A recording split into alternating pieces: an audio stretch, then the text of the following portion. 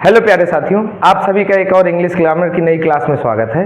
चलिए आज हम ग्रामर की क्लास को स्टार्ट करते हैं और इंग्लिश ग्रामर के बहुत ही इंपॉर्टेंट टॉपिक डिटरमिनर्स पे आज हम चर्चा करने चल रहे हैं। बेटा बोर्ड्स में ये टॉपिक बहुत ही इंपॉर्टेंस रखता है क्योंकि इस टॉपिक से रिलेटेड 2 मार्क्स के क्वेश्चंस आपको बोर्ड पेपर में देखने को मिलते हैं और आगे के ट्रांसलेशन के लिए या अन्य जो इम्पोर्टेंट टॉपिक्स हैं उनको मजबूती प्रदान करने के लिए इसके बारे में जानकारी होना अनिवार्य है। तो चलिए आज हम डिटरमिनर्स पे चर्चा करेंगे और आज की क्लास में हम जानेंगे डिटरमिनर्स के काइंड्स के बारे में, डिटरमिनर्स की एक्टिविटीज़ के बारे में, डिटरमिनर्स के एक तरीके से मैं कहूँ यूटिलाइजेशन के बारे में कि कैसे ये इंपॉर्टेंस रखते हैं। तो चलिए आज की ग्रामर की क्लास में आपका फिर से स्वागत करते हुए मैं आज की क्लास को स्टार्ट करता हूं और हम चर्चा करेंगे डिटरमिनर्स पे। देखिए बेटा, डिटरमिनर्स की अगर मैं डिफिनीशन की बात करूं तो डिटरमिनर्स एक्चुअल में है क्या और इनकी इंपॉर्टेंस क्या है, ऐसे समझिए कि ये किसी नाउन को मॉडिफाई करने के लिए या इंट्रोड्यूस करने के लिए एक सेंटेंस में यूज किए जाते हैं। फिर से मैं बता रहा हूं, डिटरमिनर्स वे हैं जो किसी सेंटेंस में यूज किए जाते हैं किसी नाउन को मॉडिफाई करने के लिए या इंट्रोड्यूस करने के लिए, और जब ये ऐसा काम करते हैं तो ये एज एन एडजेक्टिव बिहेव करते हैं। ठीक, चलिए हम इस पे विस्तार पे चर्चा करेंगे। तो सबसे पहली बात मैं बात करना चाहता हूं कि ये कैसे यूज होता है। यूज्ड टू इंट्रोड्यूस करने के लिए अथवा मॉडिफाई करने के लिए। यूज टू मॉडिफाई किसको? एक नाउन को इन अ सेंटेंस, एक सेंटेंस में। ठीक, तो इसको यूज किया जाता है कैसे? अगर हम डिटरमिनर्स पे चर्चा करें तो मैंने अभी आपको बताया कि इसको मॉडिफाई करने के लिए या इंट्रोड्यूस करने के लिए एक नाउन को एक सेंटेंस में हम यूज में लाते हैं। अच्छा, जब ये ऐसा करता है तो ये क्या करता है? ये एज एन एडजेक्टिव बिहेव करता है। ये तब जब ये रिफर करता है किसी नाउन को। ठीक, तो डिटरमिनर्स क्या करते हैं? एक तरीके से एज एन एडजेक्टिव बिहेव करते हैं। तो हम अगला पॉइंट लिख लेते हैं। पॉइंट नंबर 2 पे चर्चा करूं तो क्या है ये मोस्टली एक्ट्स, ये ज़्यादातर जो है व्यवहार करते हैं कैसे? लाइक एन एडजेक्टिव, एक एडजेक्टिव की भांति व्यवहार करते हैं। तो 2 जानकारियां हमने आपको दी। पहला कि इनका यूज होता है एक सेंटेंस में नाउन के इंट्रोडक्शन के लिए या नाउन के मॉडिफिकेशन को दर्शाने के लिए। दूसरा, ये मोस्टली एक्ट करते हैं कैसे? एडजेक्टिव की तरह, और ये क्या करते हैं? नाउन से रिलेटेड चीज़ों को, नाउन क्लॉज को मैं कह सकता हूँ, इंट्रोड्यूस करते हैं या मॉडिफाई करते हैं एक सेंटेंस में। तो डिटरमिनर्स क्या हैं? डिटरमिनर्स कुछ वे शब्द हैं जो किसी सेंटेंस में नाउन को इंट्रोड्यूस करते हैं या मॉडिफाई करने का काम करते हैं, नाउन से पहले आते हैं। और अगर आपको बेसिक जानकारी हो एडजेक्टिव की तो बेटा नाउन से पहले एडजेक्टिव को लिखा जाता है उसकी विशेषता बतलाने के लिए। ठीक उसी प्रकार डिटरमिनर्स को यूज़ किया जाता है। ये एडजेक्टिव की तरह बिहेव करते हैं जब ये नाउन से पहले आते हैं और उसको क्या करते हैं? इंट्रोड्यूस करते हैं या मॉडिफाई करते हैं। हम पॉइंट नंबर 3 पे चर्चा करते हैं।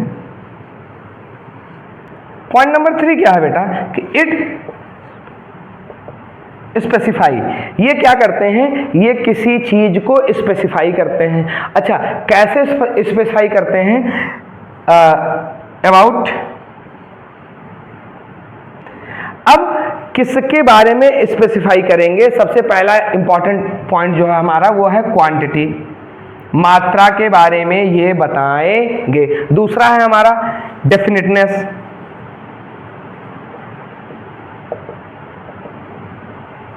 ठीक, और ओनरशिप।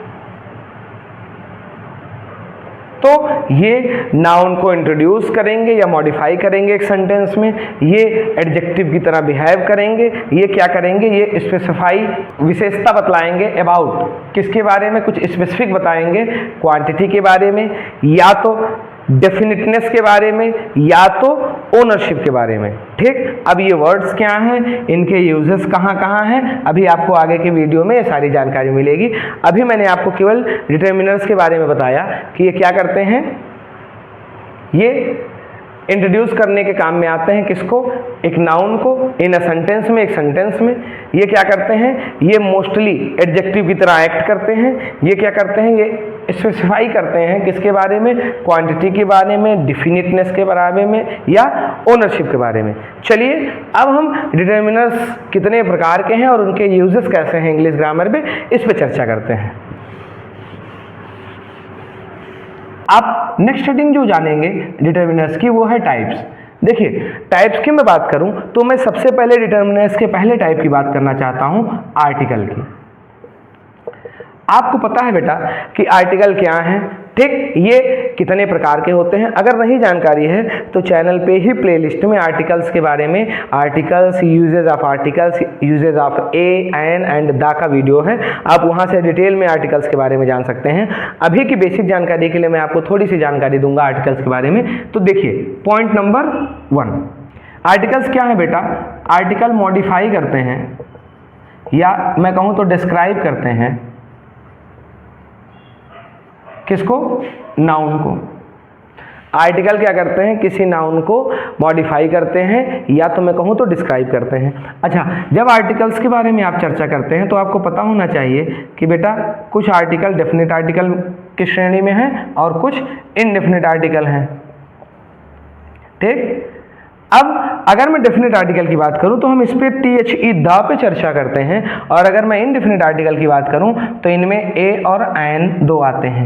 इनसे रिलेटेड वीडियोस आपको मैंने बताया प्लेलिस्ट में अवेलेबल है, आप वहां से चेक कर लीजिए, आपको आर्टिकल्स के बारे में पूरी जानकारी वहां मिल जाएगी। तो मैं इस टॉपिक को बहुत ज़्यादा डिटेल में ना पढ़ाते हुए आपको केवल इतनी जानकारी दे देता हूँ कि आर्टिकल्स जो है वो मॉडिफाई करते हैं या डिस्क्राइब करते हैं किसी नाउन को। Point number 1। Point number 2, articles को हम दो भागों में तोड़ सकते हैं, डेफिनेट आर्टिकल और इनडेफिनेट आर्टिकल। और जो हमारे डेफिनेट आर्टिकल है उसे हम द के नाम से जानते हैं, या मैं कहूँ तो डेफिनेट आर्टिकल में द का यूज होता है और इनडेफिनेट आर्टिकल ए और एन है। इनके यूजेस से रिलेटेड, इनके रूल से रिलेटेड वीडियो आपको प्लेलिस्ट में मिल जाएगी, आप वहां से चेक कर सकते हैं आर्टिकल्स के बारे में जानकारी, ठीक? कुछ एग्जाम्पल मैं दे देता हूँ। जैसे मैंने कहा the sun is shining, the का यूज हुआ है, ठीक? जब आप इनडेफिनेट आर्टिकल और डेफिनेट आर्टिकल के रूल्स पे जब वीडियो जो है उस पर निगाह डालेंगे तो आपको बताया जाएगा कि जितनी भी यूनिवर्सल आइडेंटिटीज हैं और जो सिंगुलर आइडेंटिटीज हैं, जैसे जो सांसारिक केवल एक वस्तुएं हैं, जैसे एक सूरज के बारे में हम जानते हैं, पृथ्वी का एक इकलौता चंद्रमा है उसके बारे में जानते हैं, एक एक समुद्र हैं, महासागर है उनके नाम, तो कुछ स्पेसिफिक चीज़ें हैं उनके साथ द का यूज़ होता है। ए और एन के बारे में आपको पता है, जैसे मैंने कहा अ बॉय इज स्लीपिंग, तो आपको पता है कि आ का यूज हम बेसिक रूप से ऐसे जानते हैं कि वॉवेल्स के साथ कॉन्सोनेंट, और इन दोनों का वॉवेल्स के साथ एन का यूज और कॉन्सोनेंट के साथ आ का यूज होता है, ठीक? तो वॉवेल्स के साथ कॉन्सोनेंट है और वॉवेल्स में एन का यूज, और कॉन्सोनेंट से अगर किसी वर्ड की शुरुआत हो तो आ का यूज होता है। हम एक एग्जाम्पल और देख लेते हैं, एन एग वाज ब्रोकन, ठीक? देखिए वॉवेल आया है, एन का यूज हुआ है, तो इससे रिलेटेड वीडियो आपको प्लेलिस्ट में मिल जाएगा, आप वहां से प्लीज चेकआउट कर लीजिएगा। हम आर्टिकल्स के अलावा अन्य मुद्दों पर चर्चा करेंगे, जो हमारा सेकंड टॉपिक है हम उस पर चर्चा करते हैं। चलिए बेटा हम बात करते हैं डिमॉन्स्ट्रेटिव पे। देखिए डिमॉन्स्ट्रेटिव क्या है इस पे चर्चा करिए, और इतनी अच्छी चर्चा इस पे है कि डिमॉन्स्ट्रेटिव प्रोनाउन के भी बारे में आपको आगे बताया जाएगा और डिमॉन्स्ट्रेटिव एडजेक्टिव के बारे में भी आपको बताया जाएगा। अगला जो हमारा टॉपिक है बेटा वो डिमॉन्स्ट्रेटिव है। डिमॉन्स्ट्रेटिव के बारे में हम आपको जानकारी दे दें कि ये क्या करते हैं, दे डिस्क्राइब, ये डिस्क्राइब करते हैं किसकी? Of position of an object by viewer's viewpoint। ये बेटा क्या करते हैं, ये व्यूअर जो देखने वाला है उसके व्यू पॉइंट से कि उसके देखने पर किसी ऑब्जेक्ट की पोजीशन क्या है, इस पे जानकारी देते हैं डिमॉन्स्ट्रेटिव। कहने का मतलब ये बताते हैं कि कौन सी वस्तु कहाँ है, ठीक? कौन सी वस्तु कैसे है, उसकी पोजीशन क्या है, किसके व्यू से, व्यूअर के व्यू से, जो देखने वाला है उसको कैसे दिख रही है। अब ऐसे कोई वस्तु मेरे पास नज़दीक है और वो सिंगुलर है, तो मैं उसको क्या कहता हूँ, दिस। तो दिस की हिंदी मीनिंग होती है बेटा यहाँ, ये नज़दीक के लिए यूज़ होता है और सिंगुलर ऑब्जेक्ट के लिए यूज़ होता है। इसी में अगर कोई चीज़ नज़दीक है और प्लूरल में है बेटा, तो हम उनके लिए दिस का यूज़ ना कर कर दीज का यूज़ करते हैं। तो दिस क्या है, यह है, नज़दीक के लिए है, सिंगुलर के लिए है। इसी दिस का प्लूरल दीज है, इसका हिंदी मीनिंग होता है ये भी नज़दीक के लिए होता है लेकिन सिंगुलर के लिए नहीं होता बेटा, किसके लिए होता है, प्लूरल के लिए होता है। ठीक, तो टू टर्म्स के बारे में हमने जाना, किसमें, डिमॉन्स्ट्रेटिव में। फिर से एक बार बता दूं डिमॉन्स्ट्रेटिव क्या है, ये इशारा करके वस्तुओं की स्थिति के बारे में बताता है। समझिए, लिखा हुआ है, दे डिस्क्राइब, ये व्याख्या करते हैं ऑफ पोजीशन, पोजीशन की किसकी, ऑफ एन ऑब्जेक्ट, एक ऑब्जेक्ट की, किसके द्वारा, व्यूअर्स के व्यू पॉइंट के द्वारा, कि देखने में व्यूअर द्वारा वो वस्तु नज़दीक है कि दूर है, सिंगुलर है कि प्लूरल है। अच्छा ठीक, मैंने आपको बताया कि दिस का मतलब क्या है, यह है, ये नज़दीक के लिए है और सिंगुलर के लिए है। इसका प्लूरल मैंने आपको बताया दीज का मतलब ये है, ये नज़दीक के लिए है और किसके लिए है बेटा, प्लूरल के लिए है। तो ये तो नज़दीक का केस हो गया, सिंगुलर प्लूरल का। अब कोई वस्तु नज़दीक हो ऐसा जरूरी थोड़ा है, कोई वस्तु दूर भी तो हो सकती है, तो इसके लिए हम दैट का यूज़ करते हैं। दैट का मतलब होता है बेटा वह, वो वस्तु नज़दीक है कि दूर है, तो दूर है और कैसी है, सिंगुलर है। ठीक, अगर कोई वस्तु एक ना होकर एक से अधिक है तो हम उसके लिए दोज का यूज़ करते हैं। दोज का मतलब होता है वे, इसका भी मतलब होता है दूर, लेकिन अब यहाँ पर वस्तुएं सिंगुलर ना होकर क्या हो गई, प्लूरल। तो हमने आपको चार चीज़ों के बारे में बताया। मैंने आपको बताया दिस मतलब यह, नज़दीक, सिंगुलर, दीज मतलब ये, नज़दीक और प्लूरल, दैट का मतलब वह, दूर और सिंगुलर, और दोज का मतलब वे, दूर और प्लूरल। इन चारों का यूज़ जब होगा तो ये किसी ऑब्जेक्ट के पोजीशन को दिखाएगा किसी देखने वाले के पॉइंट ऑफ व्यू से, और इसी वजह से हम इनको डिमॉन्स्ट्रेटिव के अंतर्गत पढ़ते हैं। आगे चलकर आप डिमॉन्स्ट्रेटिव प्रोनाउन के बारे में, डिमॉन्स्ट्रेटिव एडजेक्टिव के बारे में, बहुत सारी चर्चाओं के बारे में हमारे साथ जुड़ेंगे। तो आई होप कि आपको डिमॉन्स्ट्रेटिव में कौन कौन से आते हैं और कैसे यूज़ किए जाते हैं, इनकी जानकारी मिल गई है। चलिए एक एग्जाम्पल पे चर्चा कर लेते हैं। मैंने कहा दिस बुक, इसका मतलब क्या, यह किताब। अब यहाँ पर बुक क्या है बेटा, पहली बात तो नज़दीक है और दूसरी बात क्या है, सिंगुलर है। अभी नज़दीक में किताबों की संख्या एक ना होकर एक से अलग हो गई, तो हमने उससे क्या कहा, दीज बुक्स। इसका मतलब क्या है, नज़दीक तो हैं लेकिन अब यह किताब की जगह पर ये क्या हो गए हैं, ये किताबें हो गई हैं। सेम वैसे ही मैं कह दूँ दैट मैन, वह आदमी, दूर है और क्या है बेटा, सिंगुलर है। वही सिंगुलर जब प्लूरल हो गया तो क्या हो गया, दोज मेन हो गया।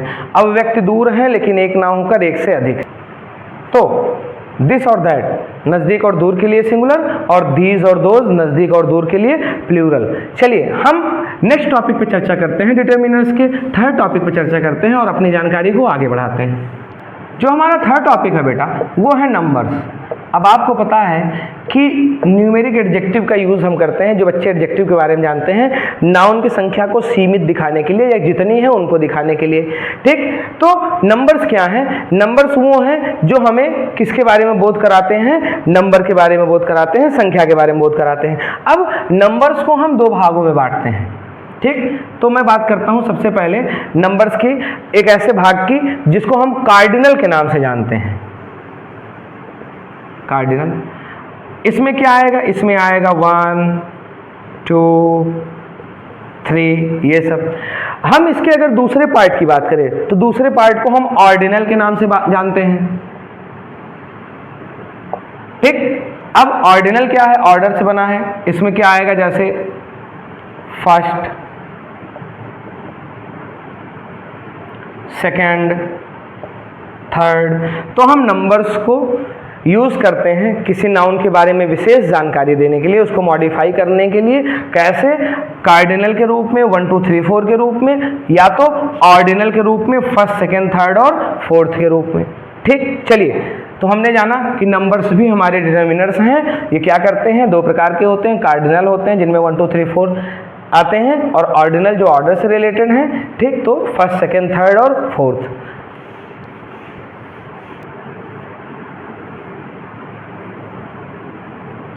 नंबर्स कार्डिनल और ऑर्डिनल। कार्डिनल में क्या आएगा 1 2 3 4, ऑर्डिनल में क्या आएगा first, second, third and fourth. तो हमने नंबर पे चर्चा कर लिया।